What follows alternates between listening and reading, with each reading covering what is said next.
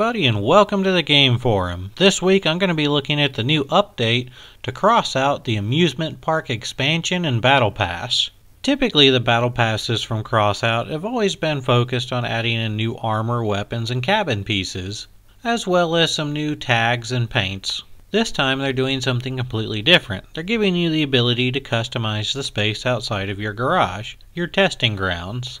For the longest time there's only ever been couple different targets set out at different ranges and some ramps to jump on. Now they're giving you the ability to customize the elements of the environment within this map with certain aspects of, I guess, a amusement park style. This is really cool and I like this direction they're taking it. Although I do have to say I wish there was more space to edit.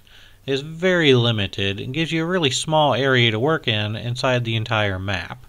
I still like having the ability to have targets to shoot at different ranges, but I would also like it if they gave me access to customize things for the entire map. It kind of gives you a lot of really fun things to play around with, and then gives you a really tiny area in which to use it all. So getting right into it, what are some of the new pieces for the vehicles you'll be able to use in this new mode? So starting off, we have the Hermit medium wheels.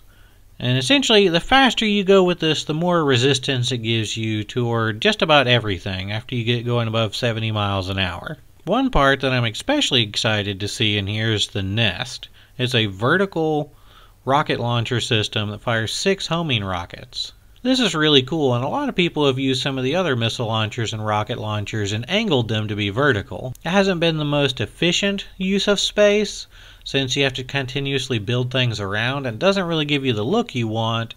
And it looks like they're finally adding this in to give you that vertical missile launching system that everybody seems to want to have. They've also just added in a new cabin, the Beholder. This one seems to really amp up your cloaking device. So essentially after you get hit, it still gives you a couple seconds before decloaking, giving you a chance to kind of scurry away before the enemy sees exactly your position. That's pretty cool. Looking at some of the more interesting elements of the amusement park add-ons, these are a couple things you'll be able to place within your garage area. The dynameter will measure your impact. So essentially it'll show you exactly how much damage you'll do when ramming somebody. The thing I'm most excited to see is the absorption sphere.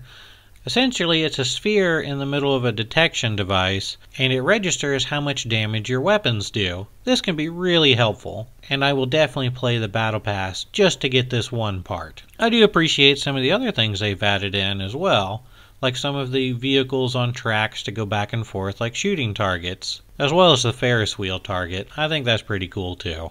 I think a lot of these things are designed to help players really hone in on their firing and shooting skills before heading out to battle, as well as having a lot of fun along the way. There's 2 other parts I'd like to mention in here too. Under the part exchange, you can actually see that there's a ramp out of a large pipe and a crashed helicopter for decor.